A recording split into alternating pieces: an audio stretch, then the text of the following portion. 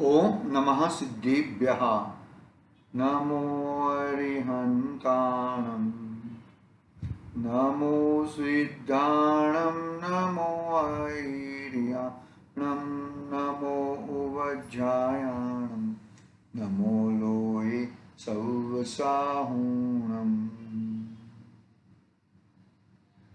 मंगलम भगवान वीरो मंगलम गौतमो गणे मंगलम कुंद कुंदार्यो जैन धर्मोस्तु मंगलम सर्वमंगल्य मंगल्यम सर्वकल्याणकारकम प्रधानं सर्वधर्माणां जैनं जयतु शासनं जैनं जयतु शासनम्।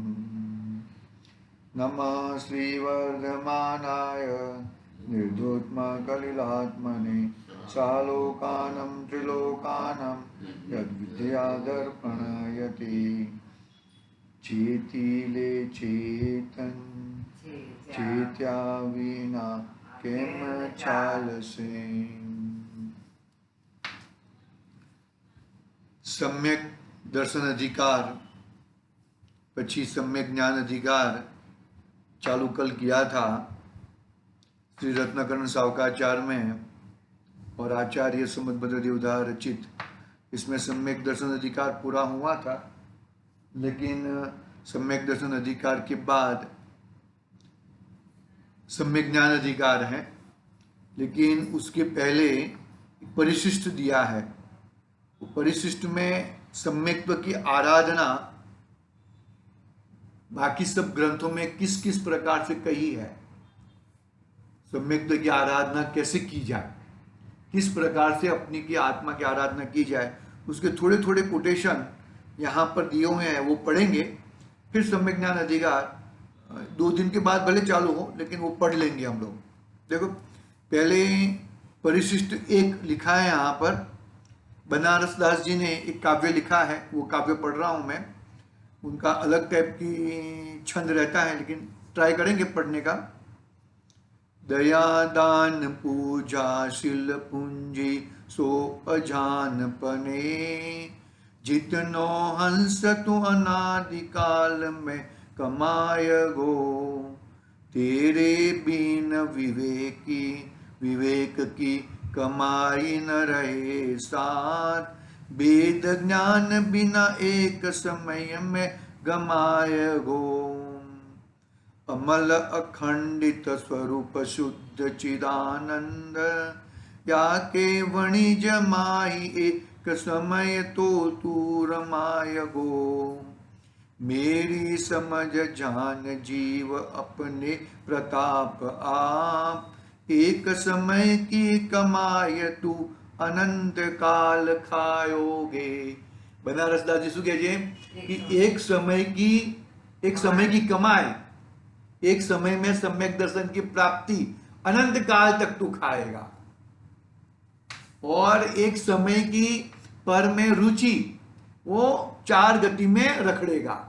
देखो, मेरी समझ मान जीव अपने प्रताप आप एक समय की कमाई तू अनंत काल खाएगो। तू अनंत काल तक खाएगा। तो वो कौन सा बिजनेसमैन अच्छा है कि एक समय की कमाई करके पूरा जीव का जीवन तक शांति से रहना। वो अच्छा है कि ये थोड़े थोड़े कर करके वापस चतुर्गति में रखड़ते रहने का। ये वो उनका छंद था। उनका अलग ही टाइप का छंद रहता है। वो छंद थोड़ा अपने को प्रैक्टिस करना पड़ता है, बाकी अन्यथा हम नहीं पढ़ सकते उस छंद को, उसका टोन में नहीं, उसका राग में नहीं पढ़ पाते। देखो, अभी आत्मानुशासन ग्रंथ की रचना किसने की मालूम है? गुणभद्राचार्य देव ने। कौन? गुणभद्राचार्य देव। नहीं, गुणभद्र वो अलग है। भूतबली और पुष्पदंत वो अलग है। ये भरतहरि और गुणभद्र 2 आचार्य थे ना। भरतहरि और गुणभद्र दोनों भाई थे। अंकलेश्वर वो अलग हो गया, वो तो श्रुत स्कंद की शुरुआत हुई। षटखंडागम, पहला शास्त्र कौन सा? षटखंडागम। इसमें क्या कहते हैं? आत्मानुशासन में आचार्य गुणभद्र देव स्वामी क्या कहते हैं? देखो, ज्ञान, चारित्र और तप, इन तीन गुणों को उज्जवल करने वाली यह श्रद्धा ही प्रधान आराधना है। ज्ञान, चारित्र और तप, क्या कहा? 3 बात कही ना, ज्ञान, चारित्र और तप, ये तीनों को प्रभावशाली, उज्जवल करने का काम कौन करता है? श्रद्धा गुण के बिगैर ये तीनों का कोई मतलब है, लेकिन उसका कोई फायदा नहीं होता। जितना फायदा चाहिए वो हिसाब से फायदा होता नहीं है। इसकी विद्यमानता में ही तीनों आराधनाएं आराधक भाव से वर्तती है। अतः सम्यक्त्व की अकथ्य और अपूर्व महिमा जानकर इस पवित्र कल्याण मूर्ति सम्यक दर्शन को अनंतानंत दुख रूप अनादि संसार की अशेष निवृत्ति के लिए भक्ति पूर्वक अंगीकार करो, प्रति समय आराधो। प्रति समय, हर समय किसकी आराधना करो? अपनी आत्मा की श्रद्धा, वेद ज्ञान निरंतर करते रहो। चाहे जो हो, बाहर में जो होना है वो हो, या नहीं होना है वो नहीं हो, उससे मुझे कोई निस्बत नहीं, लेकिन मैं हर समय वेद ज्ञान हर समय करूंगा, हर समय अपनी आत्मा की आराधना करूंगा। अपनी आत्मा की आराधना छोड़ के मेरा और कोई विषय ही नहीं है मेरे पास। आत्मानुशासन में कहा। फिर आगे ज्ञानानुवर्ण में कहते हैं, ज्ञानानुवर्ण, देखो ज्ञान आरण, देखो, हे भव्य जीवों, तुम इस सम्यक दर्शन रूपी अमृत का पान करो। यह सम्यक दर्शन अनुपम सुख का भंडार है, सर्व कल्याण का बीज है और संसार समुद्र से पार उतरने के लिए जहाज है। इसे एकमात्र भव्य जीव ही प्राप्त कर सकते हैं। पाप रूपी वृक्ष को काटने के लिए यह कुल्हाड़ी के समान है। पवित्र तीर्थों में यही एक पवित्र तीर्थ है और मिथ्यात्व का अत्यधिक नाशक है। कौन है ये? क्या कहा? कितनी बातें कह दी कि सम्यक दर्शन रूपी अमृत का पान करो। यह सम्यक दर्शन अनुपम सुख का भंडार है, सर्व कल्याण का बीज है, संसार समुद्र से पार उतरने के लिए जहाज है। इसे एकमात्र भव्य जीव ही प्राप्त कर सकता है, और कोई प्राप्त कर सकता नहीं है। सांभळो जो? हाँ, कौन प्राप्त कर सकता है? भव्य जीव ही प्राप्त कर सकता है। भव्य जीव सम्यक्त्व को प्राप्त कर सकता नहीं है। पाप रूपी वृक्ष को काटने के लिए कुल्हाड़ी के समान, सम्यक दर्शन पाप रूपी वृक्ष को काटने के लिए कुल्हाड़ी के समान है। पवित्र तीर्थों में यही एक पवित्र तीर्थ है और मिथ्यात्व का आत्यंतिक नाश करने वाला है। ऐसा मेरा सम्यक दर्शन है, ऐसा मुझे सम्यक्त्व ऐसा है। देखो फिर आगे मोक्ष मार्ग प्रकाशक का कोटेशन देते हैं। मोक्ष मार्ग प्रकाशक किसने बनाया? पंडित टोडरमल साहब, बरोबर है। तो वो टोडरमल साहब क्या कहते हैं मोक्ष मार्ग प्रकाशक? देखो पढ़ते हैं हम यहाँ पे, भव्यो किंचित मात्र लोभ से व भय से कुदेवादि का सेवन करके जिससे अनंत काल पर्यंत महादुख सहना होता है, ऐसे मिथ्यात्व भाव करना योग्य नहीं है। कि जिसके लोभ से पर चीज की लोभ से या कूद और भय से कुदेवादि का सेवन करने से अनंत काल पर्यंत महादुख सहना पड़ता है, मिथ्यात्व भाव करना योग्य नहीं है। जैन धर्म में तो यह अमान्य है कि पहले बड़ा पाप छुड़ाकर फिर छोटा पाप छुड़ाया जाए। तो बड़ा पाप कौन सा है? मिथ्यात्व। कितनी अच्छी बात कही।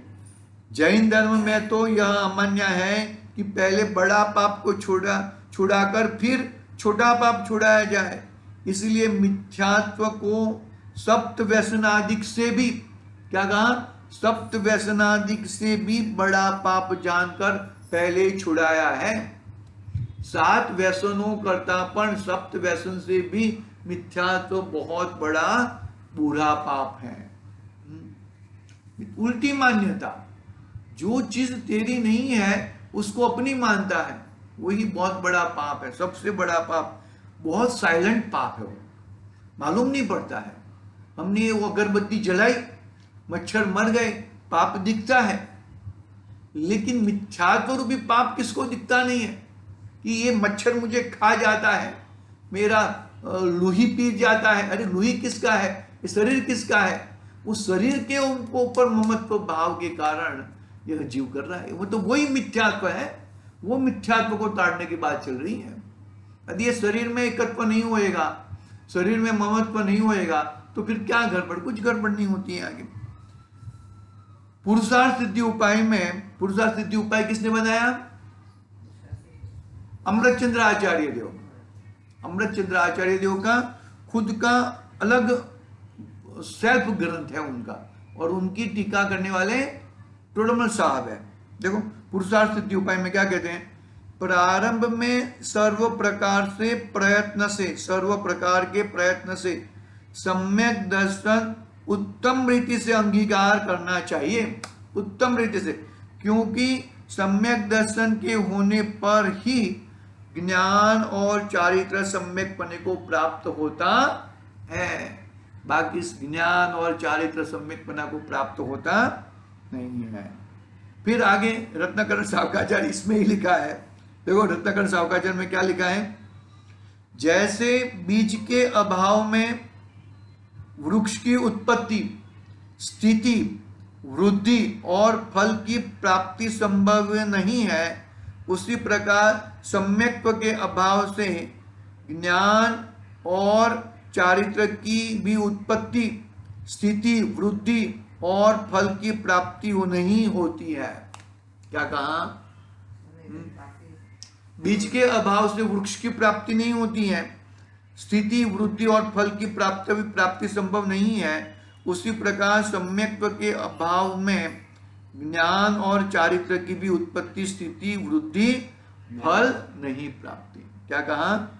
सम्यक्त्व के अभाव में बीज बोए बिगर आम का वृक्ष बन जाएगा? अरे भाई पहले बीज बोना पड़ेगा, ऐसे पहले सम्यक्त्व को प्रकट करना पड़ेगा, फिर सम्यक ज्ञान और सम्यक चारित्र रूपी वृक्ष पल्लवित हो सकता है, बाकी अन्यथा नहीं होएगा। और उसमें वृक्ष पल्लवित होके मोक्ष रूपी फल तुझे मिलेगा।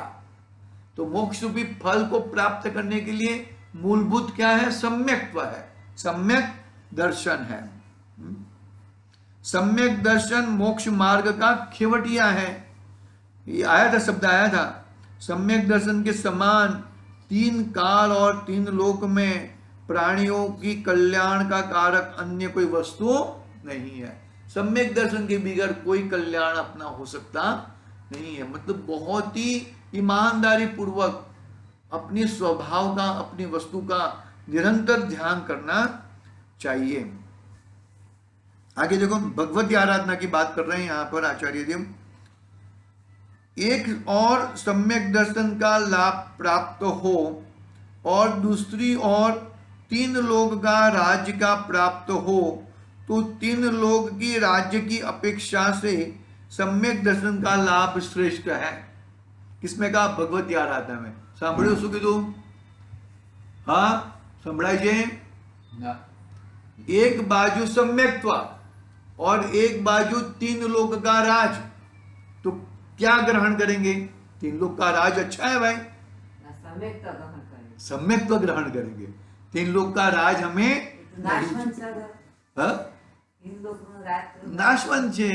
नाशवंत है, वो तो अभी है, कल वो पानी के परपोटे के माफक जल जाएगा, चला जाएगा। द्वारका नगरी जल गई थी ना,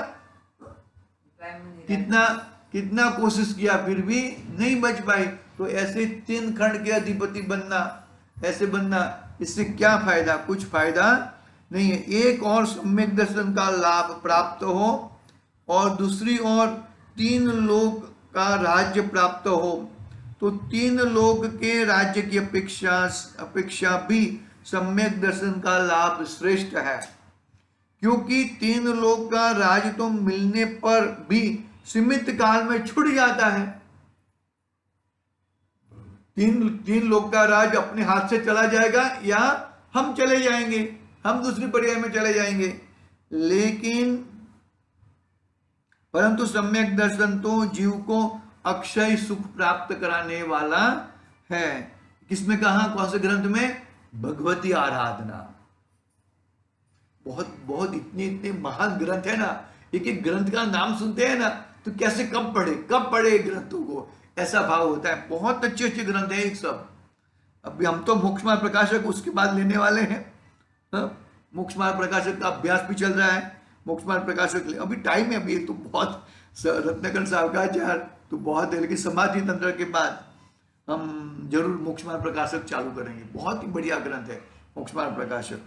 आद्योपान ये इतना छोटी डायरी है, समझ लो छोटी डायरी है अपनी, किस प्रकार से हमें किस प्रकार से चलना है, किस प्रकार से दौड़ना है, छोटी डायरी ऐसा समझ के चलो। भगवती आराधना। अभी स्वामी कार्तिकेय अनुपेक्षा, कार्तिकेय स्वामी हो गए ना, कितने कितने महान महान आचार्य देव के नाम आते हैं।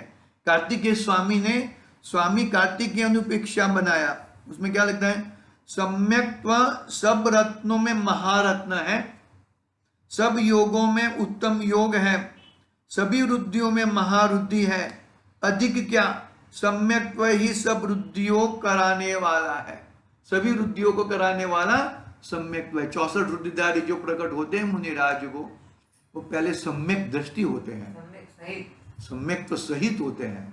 ऐसे 64 रुद्धियां नहीं होती। हम जो पूजन करते हैं ना, पूजन में वो ये किरण भाई वगैरह बोलने नहीं देते ना, वो 64 रुद्धि वाला जो पाठ है ना, वो जाति छंद सस्ते क्रियासो परमाशयो नाम, ये अवश्य बोलना चाहिए। अरे 64 रुद्धि भगवान के 64 रुद्धिधारी मुनिराजों के वंदन होते हैं, 64 रुद्धिधारी मुनिराजों के चरण स्पर्श होते हैं।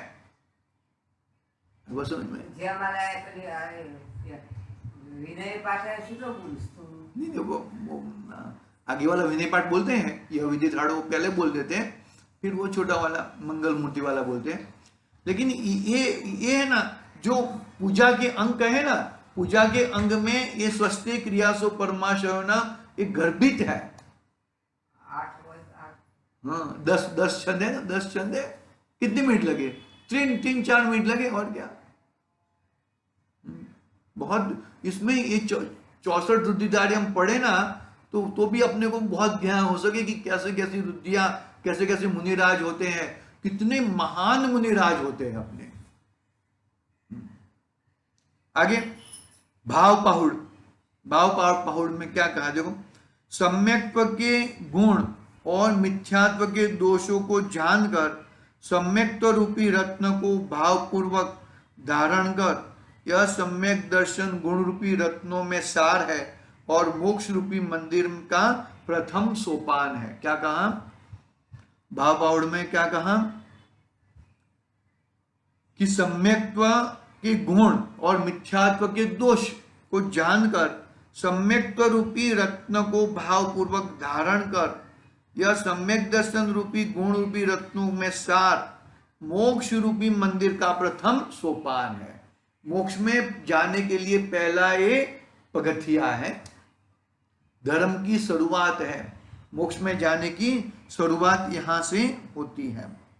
फिर चारित्र सार नाम का ग्रंथ है, उसमें क्या कहा सम्यक्त्व के बारे में? देखो, सम्यक दर्शन से रहित पुरुष के अणुव्रत और महाव्रत का नाम तक भी नहीं होता।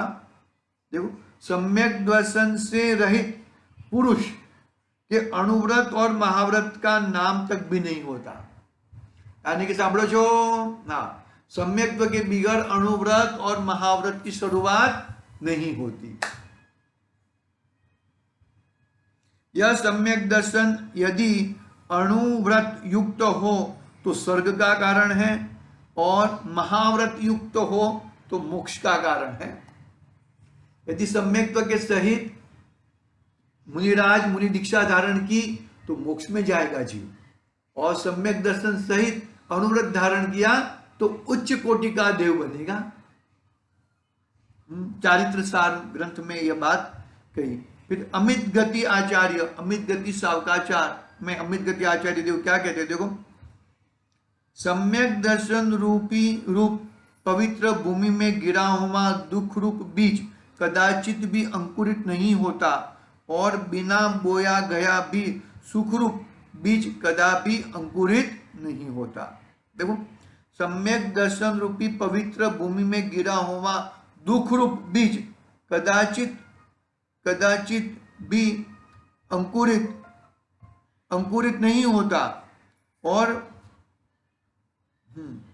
और बिना बोया गया भी सुख रूप बीज भी सदा ही अंकुरित होता है। अंकुरित એટલે અંકુર, આપણે માનો કે કોઈ વાયુ હોય, કઈ બોઈ હોય તો અંકુર નીકળે ને, ઝાડ ઉગે ને, એ જ અંકુર છોડ છોડ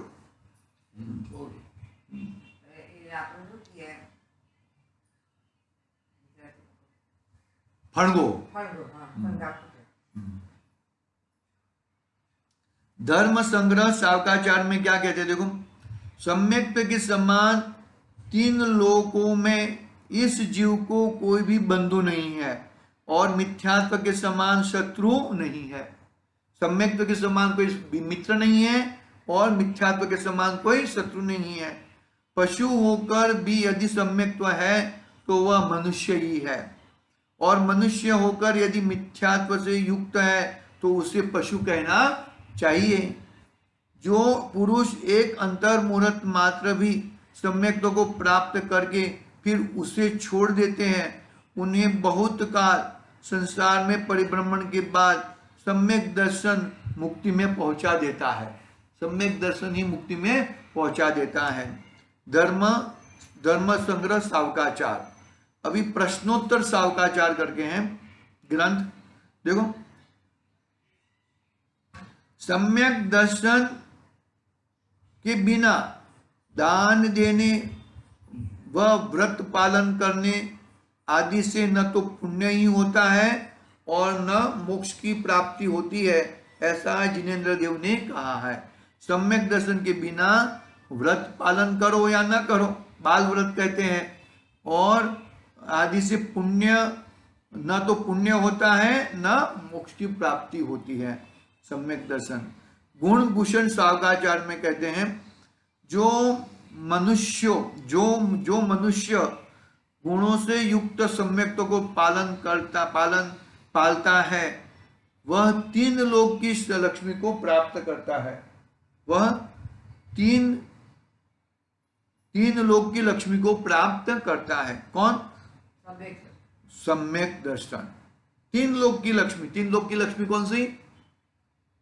मोक्ष रूपी लक्ष्मी। तीन लोक के नाथ हुए ना। फिर लाटी संहिता करके ग्रंथ है, लाटी संहिता। इस संसार में सम्यक दर्शन ही दुर्लभ है। सम्यक दर्शन ही ज्ञान व चारित्र का बीज है। सम्यक दर्शन ही उत्तम पद है, उत्कृष्ट ज्योति है, श्रेष्ठ तप है, इष्ट पदार्थों की सिद्धि है, परम मनोरथ है, अतीन्द्रिय सुख है, कल्याणों की परंपरा है। सम्यक दर्शन के बिना सर्व ज्ञान मिथ्या ज्ञान है, चारित्र मिथ्या चारित्र और तप बाल तप है। शुद्ध जीव का साक्षात अनुभव होना वही यथार्थ सम्यक दर्शन है। क्या कहा लाटी संहिता में? सबसे संसार में सम्यक दर्शन दुर्लभ है।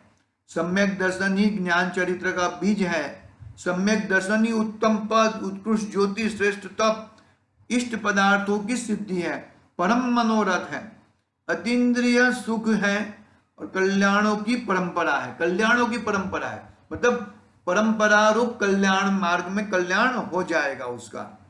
सम्यक दर्शन के बिना सर्व ज्ञान मिथ्या चारित्र और तप बाल तप कहलाता है। ज्ञान मिथ्या ज्ञान, चारित्र मिथ्या चारित्र और तप बाल तप कहलाता है। सम्यक दर्शन के बिगड़। शुद्ध जीव का साक्षात अनुभव होना यही यथार्थ सम्यक दर्शन है। पद्मनंदी आचार्य देव क्या कहते हैं, देखो पद्मनंदी पंचविंशतिका, मोक्ष रूपी वृक्ष का बीज सम्यक दर्शन है। क्या है?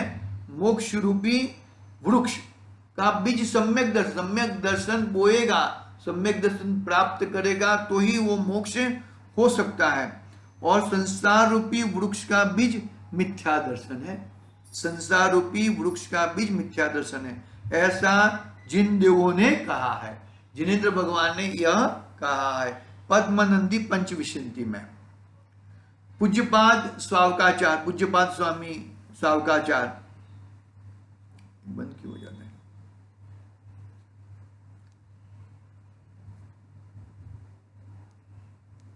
बंद हो गया।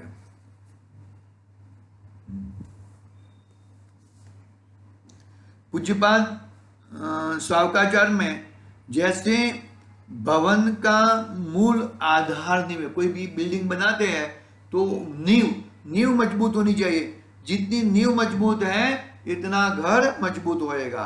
तो जैसे भवन का मूल आधार नींव है, उसी प्रकार सर्व व्रतों का मूल आधार सम्यक्त्व है।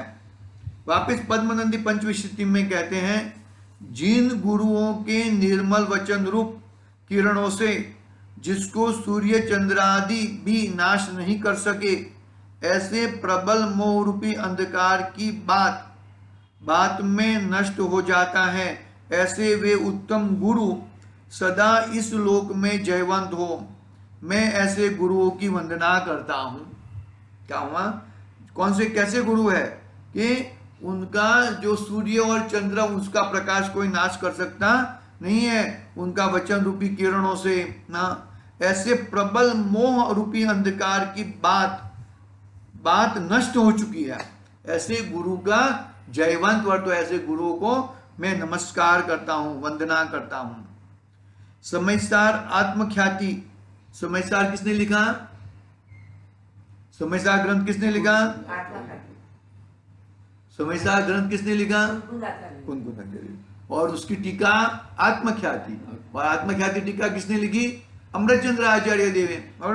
तो अमृतचंद्र आचार्य देव समयसार में क्या लिखते हैं, देखो, जो पुरुष स्वादवाद में प्रवीणता और निश्चल संयम के द्वारा आत्मा में उपयोग लगाता हुआ उसे निरंतर भाता है, वही पुरुष ज्ञानमय और क्रियामय की पारस्परिक तीव्र मैत्री का पात्र होकर इस निज भावमयी भूमिका को पाता है। इस भावमयी भूमिका को पाता है। हाँ, ठीक है। समयसार आत्मख्याति अमृतचंद्र आचार्य देव ने कहा। अभी पंडित टोडरमल जी साहब क्या कहते हैं, देखो, सातवां अधिकार में, जिन पुरुष के आशा रूपी पिशाचिनी नष्ट हो गई, आशा किसी भी प्रकार की आशा नहीं है, जिन पुरुष के आशा रूपी पिशाचिनी नष्ट हो गई है, उसका शास्त्र अध्ययन, चारित्र पालन, विवेक, तत्वों का निश्चय और निर्भयता आदि सत्यार्थ है। आशा नहीं है ना, मुझे इससे कुछ चाहिए, ऐसी आशा ही नहीं है, मुझे इस शरीर से कुछ चाहिए, उसकी आशा ही नहीं है। तो उसका शास्त्र अध्ययन, चारित्र पालन, विवेक, तत्वों का निश्चय और निर्भयता आदि सत्यार्थ है। फिर आगे वो सातवां अधिकार है ना, उसका मांगलिक लिखा है यहाँ पर, देखो उसका, इस भवतरु का मूल जानो मिथ्या भाव, ताको करि निर्मूल अब करिए मोक्ष उपाय, करिए मोक्ष उपाय। इस तरह बहुत सारे ग्रंथों का हम लोगों ने कोटेशन पढ़ा, बरोबर है। पंडित टोडरमल जी साहब का मोक्ष मार्ग प्रकाशक 2 बार आया, पद्मनंदी पंचविंशति 2 बार आया, ऐसे बहुत सारे कोटेशन पढ़े और इस तरह से सम्यक दर्शन की महिमा गाई। तो क्यों महिमा गाई इसके लिए महिमा गाई कि भाई वो सम्यक दर्शन मुझे प्राप्त करना है। वो सम्यक दर्शन में मैं मेरे आत्म स्वरूप में जाकर, मेरे वस्तु स्वरूप में जाकर मैं सम्यक की प्राप्ति करूं, मेरी खुद की आराधना करूं। ऐसी मंगलमय भावना के साथ अभी की बात पूरी करते हैं, आगे देखेंगे। आज के लिए ओम नमः सिद्धि व्याह।